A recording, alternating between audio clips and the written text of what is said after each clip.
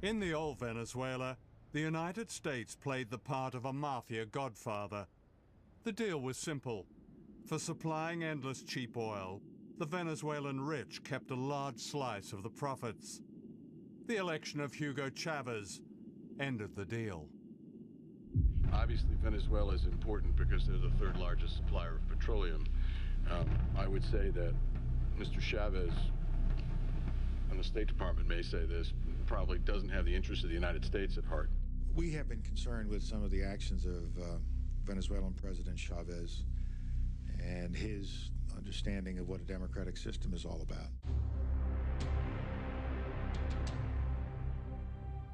In Washington and Miami and the country clubs of Caracas, getting rid of Chavez became an obsession. In early 2002, secret plans were laid by the Venezuelan opposition, with the media leading the attack. ¿Usted cree que el presidente de la República está loco? Va llegando el momento en que todos hablemos de la transición, sin Chávez, por supuesto. Anti-Chavez protesters took to the streets, their anger inflamed by the media. The campaign to overthrow Chavez came to a head on April the 11th, 2002. An anti-Chavez protest march was called in the center of Caracas.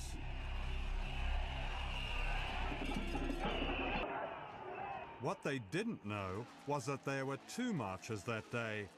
The other one was led by Chavez supporters outside the presidential palace, known as Miraflores. The two rallies were supposed to be kept apart, but then an extraordinary series of events unfolded. Without warning, the opposition marchers were redirected to the presidential palace by one of the organizers. Y él les dice, bueno, vamos hacia el palacio, vamos a desviar la marcha hacia el palacio de Miraflores.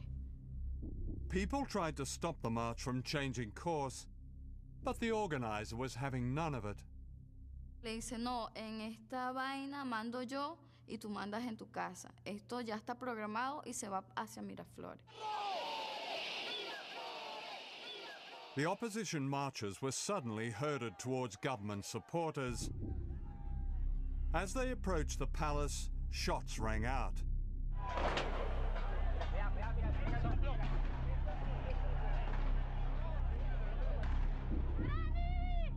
They were being fired upon by snipers, who shot them one by one, many with a bullet to the head.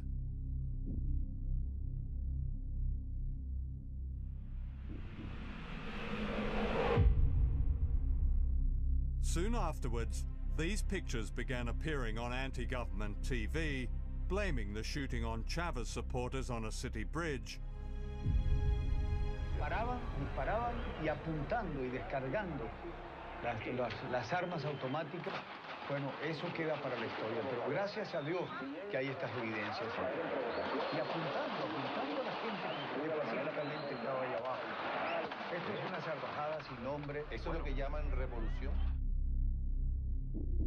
However, as this camera angle reveals, there were no opposition marchers on the street below the bridge.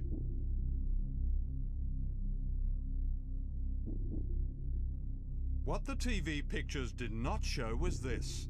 The people on the bridge are clearly trying to protect themselves, crouching down to avoid the bullets of unknown snipers above them and anti-Chavez police units below them.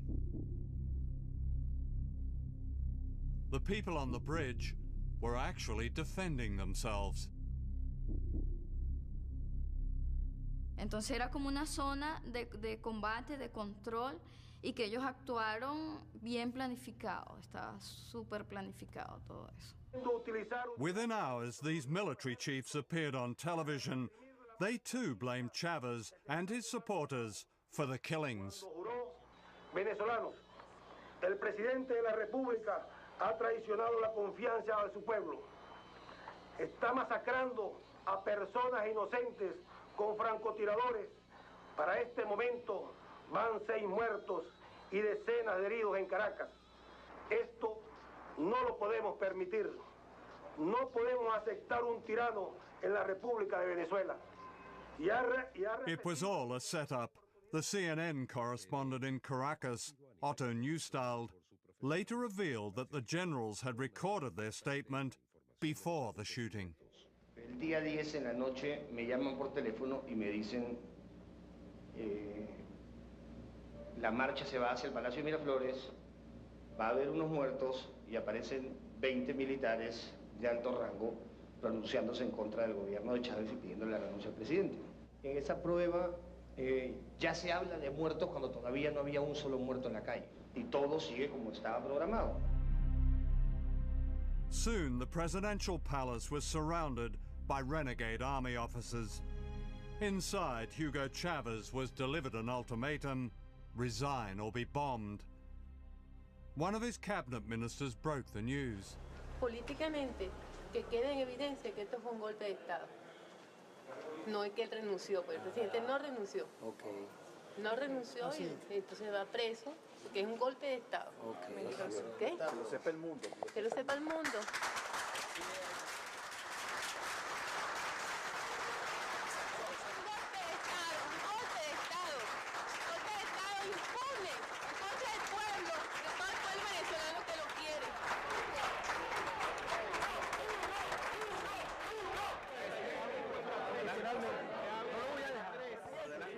The plotters announced that Chavez had resigned. He hadn't. He was kidnapped.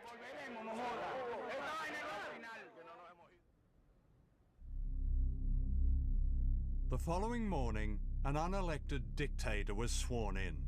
He was a leading businessman called Pedro Carmona.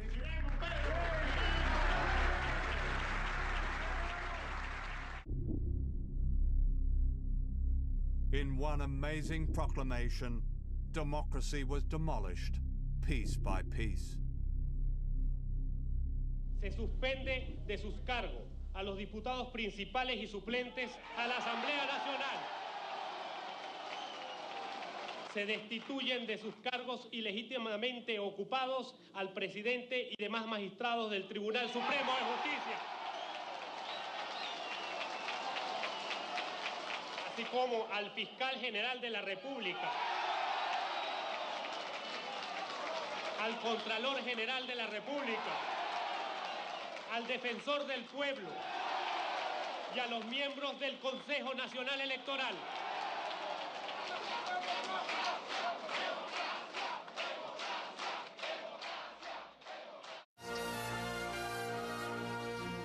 In the United States, the broadcast media carried the same pictures and the same story used to justify the coup. The Bush administration made it clear it is happy with a change in leadership in the country responsible for 15% of America's oil imports. Anthony Mason has our report. In the end, this is what triggered the overthrow of Hugo Chavez. Armed gangs loyal to the Venezuelan president firing on thousands of anti-government protesters. After 16 people were killed and hundreds wounded, last night soldiers surrounded the presidential palace. At the White House, the spokesman of President Bush rubber-stamped the story. Let me share with you the administration's thoughts about what's taking place in Venezuela. We know that the action encouraged by the Chavez government provoked this crisis. The Chavez government suppressed peaceful demonstrations, fired on unarmed, peaceful protesters, resulting in 10 killed and 100 wounded. That is what took place, and a transitional civilian government has been installed.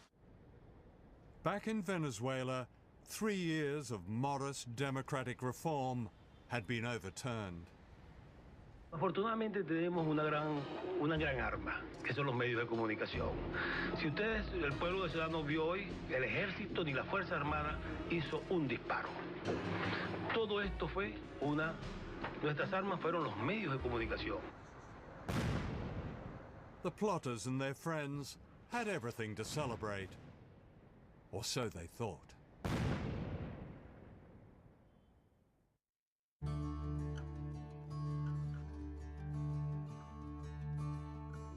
The next morning, distraught people began phoning one of the independent radio stations still broadcasting. The truth began to emerge that the resignation of Hugo Chavez had been faked. His wife, Maria, confirmed this in a call to the radio station. Me dijo, aún después de muerto, quiero que logres que los organismos internacionales le hagan una prueba de grafología a esa firma, si es que existe, porque yo nunca firmé eso. And the people in the barrios started to fight back. Down from the shanties they came to rescue their president. The farther you take my rights away,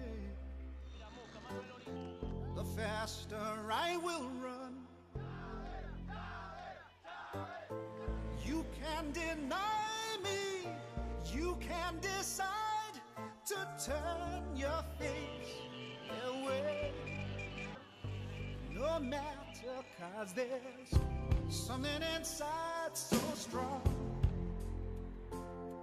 I know that I can make it, though you're doing me wrong, so wrong. You thought that my pride was gone, oh no. Something inside so strong. Hundreds of thousands surrounded the palace, demanding the return of Chavez. Faced by such people power, the army turned.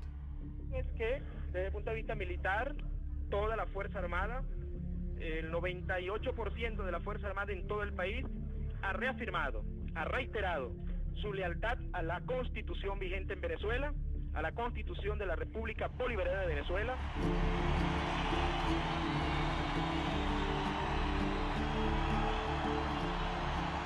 Roared on by huge crowds, the Presidential Guard who had gone into hiding retook the palace, and the plotters fled.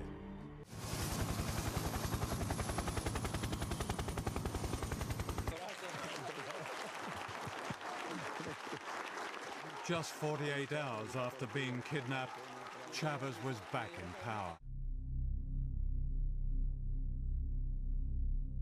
As ordinary Venezuelans celebrated the defense of their democracy, some of the leading plotters fled to Miami, and within days it was clear that Washington had cast its shadow over the failed coup. The Bush administration had gone along with the lies of the plotters. We know that the action encouraged by the Chavez government provoked this crisis. As these CIA documents show, it was fully warned and knew all about their conspiracy.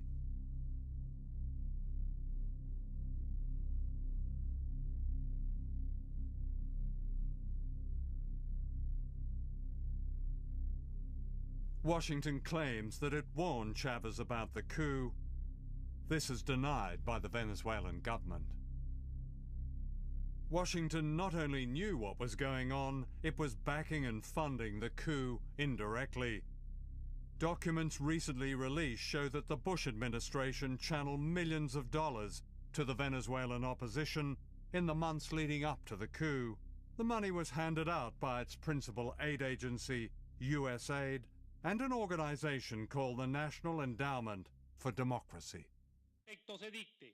In fact, the National Endowment for Democracy handed out money to groups whose leaders were given cabinet positions in the short-lived illegal regime.